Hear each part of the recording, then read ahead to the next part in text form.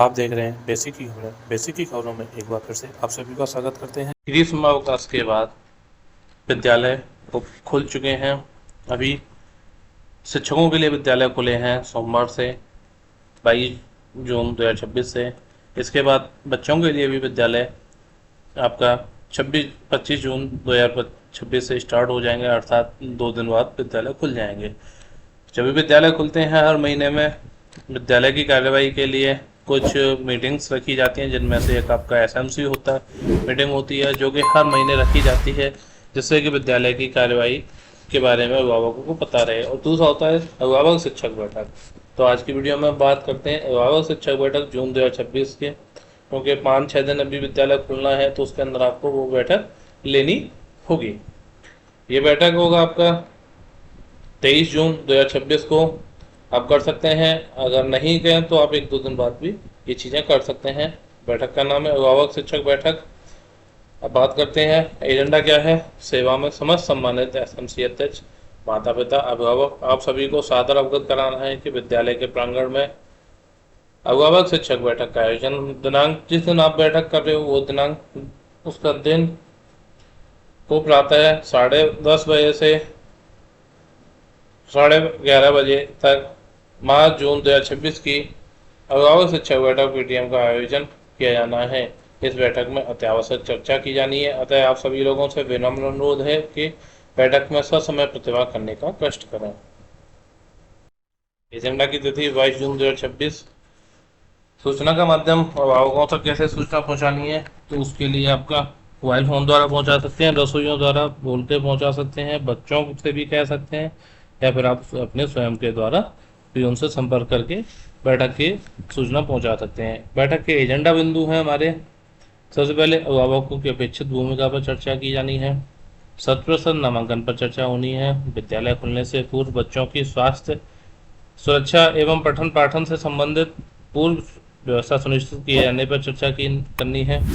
Eco club की मासिक theme पर चर्चा। डीबीटी से प्राप्त धनराशि से निर्धारित सामग्री क्रय करने पर चर्चा।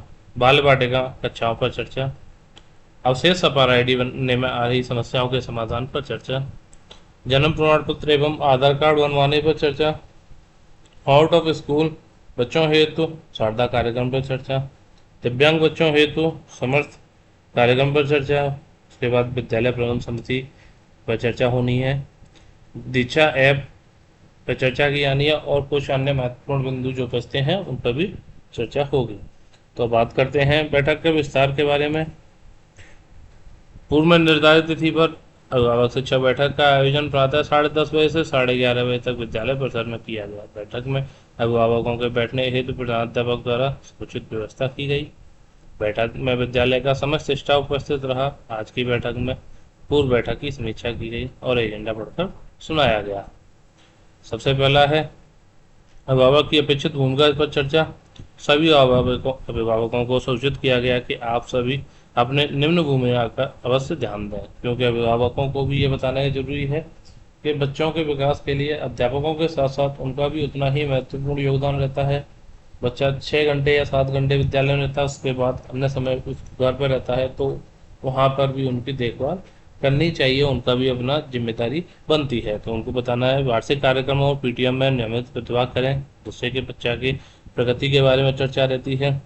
रिपोर्ट कार्ड और बच्चे की प्रगति पर चर्चा करना। बच्चों की उपस्थिति और व्यवहार पर सतर्क ध्यान देना कि बच्चा विद्यालय में जा रहा है या नहीं जा रहा है, और उनका किस तरीके का व्यवहार है, कहीं उनका कुछ बदलाव तो नहीं हो, क्योंकि बच्चे जैसे जैसे बड़े होते जाते हैं उनका व्यवहार और उनके खेलने कूदने के तरीके बदलते हैं, तो उस पर ध्यान रखना है।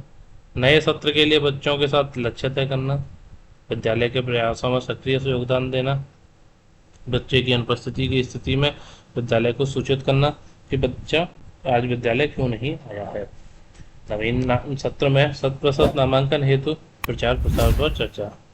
बैठक में उपस्थित सभी सदस्यों अभिभावकों को बताया गया कि नवीन सत्र में नामांकन प्रक्रिया प्रारंभ हो गई है, अतः आप सभी लोग अभी से सभी लोग अन्य अभिभावकों को अपने बच्चों के नामांकन के लिए जागरूक अवश्य करें।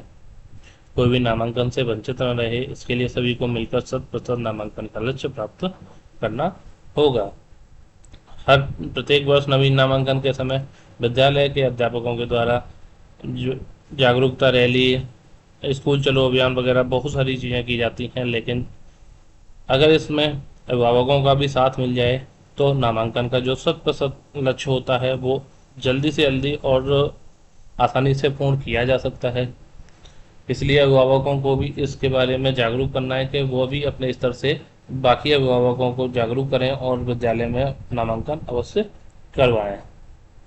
विद्यालय खुलने से पूर्व बच्चों की स्वस्थ सुरक्षा, स्वास्थ्य एवं पठन पाठन से संबंधित पूर्व व्यवस्था सुनिश्चित किए जाने पर चर्चा। विभागीय निर्देशानुसार निम्न बिंदुओं पर चर्चा हुई। विद्यालय परिसर, कक्षाओं की खिड़कियों, पंखों, फर्नीचर एवं ब्लैकबोर्ड आदि की साफ सफाई की जाए। साथ ही विद्यालय के आसपास जल भराव, गंदगी का निस्तारण किया जाए। सभी शौचालयों की सफाई एवं कीटाणु शोधन सुनिश्चित किया जाए तथा पर्याप्त पानी की व्यवस्था रखी जाए। पेयजल टंकियों, वाटर कूलर एवं जल स्रोतों की सफाई कर स्वच्छ पेयजल उपलब्ध कराया जाए। विद्यालय परिसर में कूड़ेदान की पर्याप्त व्यवस्था की जाए तथा कूड़े का नियमित निस्तारण सुनिश्चित किया जाए। वर्षा ऋतु पास में है, अतः विद्यालय सुदृढ़ीकरण एवं बिजली सुरक्षा के आवश्यक प्रतिबंध सुनिश्चित किए जाएं। रसोई घर एवं मध्याह्न भोजन से संबंधित सभी स्थानों की विशेष सफाई एवं स्वच्छता बनाए रखी जाए। विद्यालय भवन, कक्षाओं, शौचालयों, सीढ़ियों, खेल मैदान तथा बिजली उपकरणों का निरीक्षण कर आवश्यक मरम्मत करा ली जाए। विद्यालय के मैदान, बगीचे एवं खेल स्थानों की साफ सफाई कर उन्हें सुरक्षित एवं उपयोगी बनाया जाए। विद्यालय परिसर में झाड़ियां, कांटेदार पौधे इत्यादि की सफाई करके उनको साफ कर दिया जाए। विद्यालय की छत पर जमा सूखे पत्ते, घर, मिट्टी आदि की सफाई कराकर जल निकासी की समुचित व्यवस्था की जाए। विद्यालय परिसर में अगर कहीं जल भराव की समस्या है तो उस स्थान में मनरेगा के माध्यम से मिट्टी भराई का कार्य पूर्ण करा लिया जाए। अगला है इको क्लब की मासिक थीम पर चर्चा। इको क्लब की मासिक थीम पर चर्चा। सभी अभिभावकों को बताया गया कि प्रत्येक माह इको क्लब की थीम पर विद्यालय में इको क्लब टीम द्वारा विभिन्न कार्य कराए जाते हैं। इको क्लब थीम से सीखकर प्रत्येक छात्र स्वयं जागरूक होकर अपने परिवार और समाज को जागरूक करेंगे।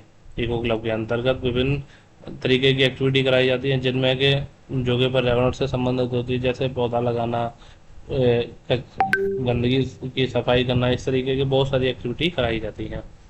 डीबीटी से प्राप्त धनराशि से निर्धारित सामग्री क्रय करना।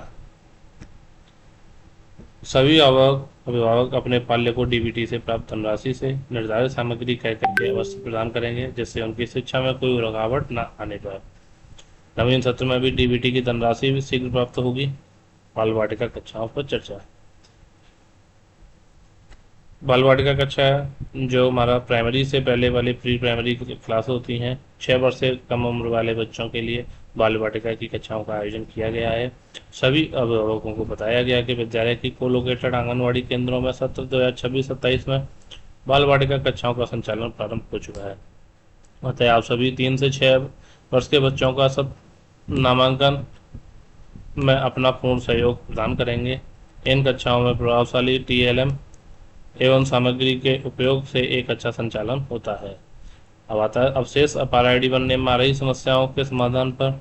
सभी अभिभावकों को बताया गया कि किसी भी छात्रा की अपार आईडी बिना आधार के नहीं बन पाएगी, अतः शिक्षक के सहयोग से अपने पाल्य का आधार बनवाने की प्रक्रिया शीघ्र पूर्ण करें। किसी भी छात्रा की अपार आईडी बिना अभिभावक की अनुमति एवं सहमति पत्र के नहीं बनाई जाएगी। अपार आईडी बनाने से पहले अभिभावकों को अपार आईडी की संपूर्ण जानकारी साझा की जाएगी। जन्म प्रमाण पत्र और आधार कार्ड बनवाने पर चर्चा। सभी अभिभावकों को बताया गया कि यदि आपके पाल्य का जन्म प्रमाण पत्र या आधार कार्ड न बना हो तो आप विद्यालय के शिक्षक या विद्यालय प्रबंधन समिति के सहयोग से यह कार्य शीघ्र पूर्ण करा लें, जिससे आपके पाल्य की अपार आईडी समय से बन सके और अन्य सरकारी योजनाओं का लाभ मिल सके। आउट ऑफ स्कूल बच्चों हेतु शारदा कार्यक्रम के अंतर्गत विद्यालय के सेवित क्षेत्रों में 6 से 14 आयु वर्ग के आउट ऑफ स्कूल बच्चों का चिन्हांकन, नामांकन, उपस्थिति एवं ठहराव सुनिश्चित करने के लिए अभिभावकों को साथ चर्चा की। अभिभावकों को शासनादेश संख्या 15 जून 2025 के माध्यम से संभावित एवं अति संभावित ड्रॉप आउट बच्चों के माता पिता को पीटीएम में इसके विभिन्न पहलुओं के साथ संबंध में विस्तार से अवगत कराया गया। दिव्यांग बच्चों हेतु सारांश कार्यक्रम। जो बच्चे दिव्यांग हैं उनके लिए एक सरकार द्वारा स्पेशल कार्यक्रम चलाया जा रहा है जिसे समर्थ कार्यक्रम कहते हैं। इसके अंदर दिव्यांग बच्चों के चिन्हांकन, नामांकन और उनकी आवश्यकताओं के अनुसार अनुरूप शिक्षा प्रदान कर शिक्षा की मुख्य धारा से जोड़ने के लिए दी जाने वाली सुविधाओं जैसे कि दिव्यांग बालिकाओं हेतु स्टाइपेंड, गंभीर दिव्यांग बच्चों हेतु एस्कॉर्ट अलाउंस तथा दिव्यांग बच्चों हेतु अन्य आवश्यक उपकरण उपलब्ध कराए जाने एवं संचालित समर्थ कार्यक्रम की विभिन्न गतिविधियों एवं घटकों की जानकारी अभिभावकों के साथ साझा की गई। विद्यालय प्रबंधन समिति पर चर्चा। विद्यालय प्रबंधन समिति के स्वरूप, गठन एवं कर्तव्य दायित्व पर अभिभावकों के साथ चर्चा की गई। विद्यालय प्रबंधन समिति की प्रत्येक माह के प्रथम बुधवार को होने वाली बैठक की जानकारी तथा बैठक में लिए गए निर्णय के संबंध में अवगत कराया गया।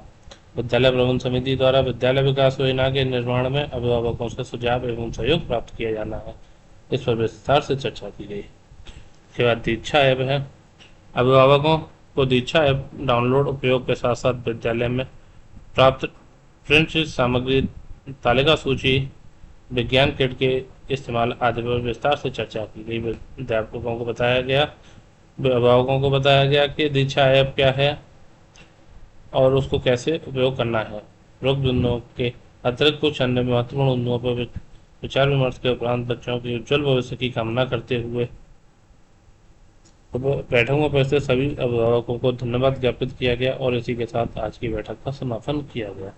साथियों, ये थी हमारी जून 2024 में आयोजित होने वाली अभिभावक शिक्षा बैठक से संबंधित वीडियो। उम्मीद करते हैं आपको वीडियो अच्छी लगी हो, तो चैनल को सब्सक्राइब करके वीडियो को लाइक और कमेंट करना ना भूलें। मिलते हैं वीडियो में, तब तक के लिए धन्यवाद।